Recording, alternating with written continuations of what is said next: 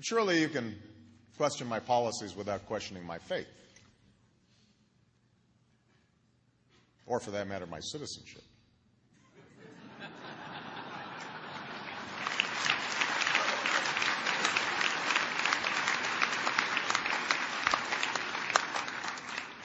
Challenging each other's ideas can renew our democracy, but when we challenge each other's motives, it becomes harder to see what we hold in common.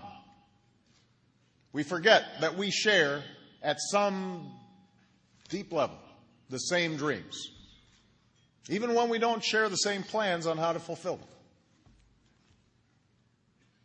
We may disagree about the best way to reform our healthcare system, but surely we can agree that no one ought to go broke when they get sick in the richest nation on earth. We can take different approaches to ending inequality, but surely we can agree on the need to lift our children out of ignorance, to lift our neighbors from poverty. We may disagree about gay marriage, but surely we can agree that it is unconscionable to target gays and lesbians for who they are, whether it's here in the United States or, as Hillary mentioned, more extremely and odious laws that are being proposed, most recently in Uganda. Surely we can agree to find common ground when possible, parting ways when necessary.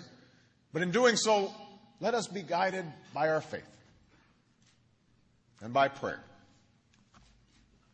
For while prayer can buck us up when we are down, keep us calm in a storm, while prayer can stiffen our spines to surmount an obstacle, and I assure you, I'm praying a lot these days,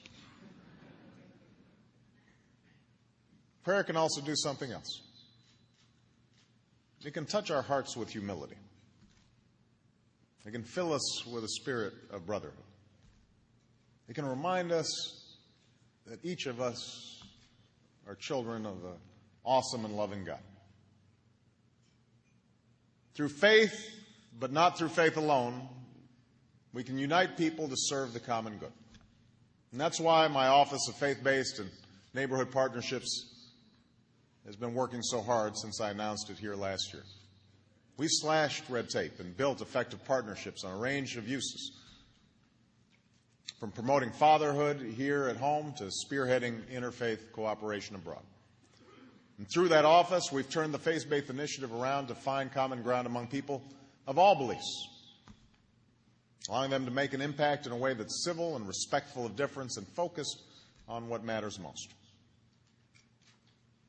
It is this spirit of civility that we are called to take up when we leave here today.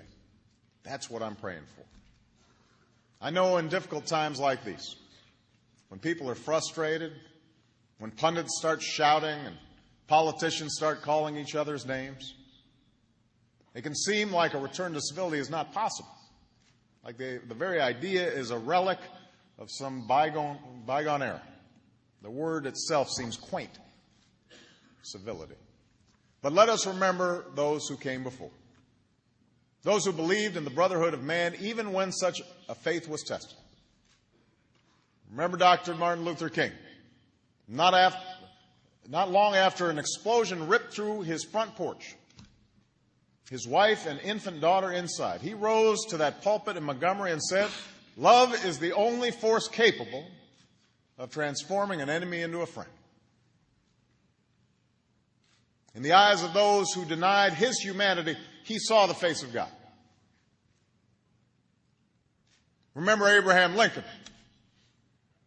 On the eve of the Civil War, with states seceding and forces gathering, with a nation divided, half slave and half free, he rose to deliver his first inaugural and said, "We are not enemies, but friends.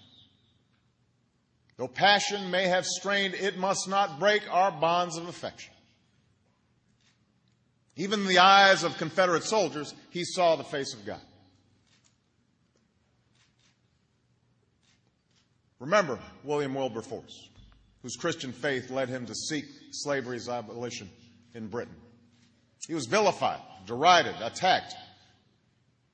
But he called for lessening prejudices and conciliating goodwill, and thereby making way for the less obstructed progress of truth. In the eyes of those who sought to silence a nation's conscience, he saw the face of God. Yes, there are crimes of conscience that call us to action. Yes, there are causes that move our hearts and offenses that steer our souls. But progress doesn't come when we demonize opponents. It's not born in righteous spite. Progress comes when we open our hearts, when we extend our hands, when we recognize our common humanity. Progress comes when we look into the eyes of another and see the face of God. That we might do so, that we will do so, all the time, not just some of the time, is my fervent prayer for our nation and the world. Thank you. God bless you, and God bless the United States of America.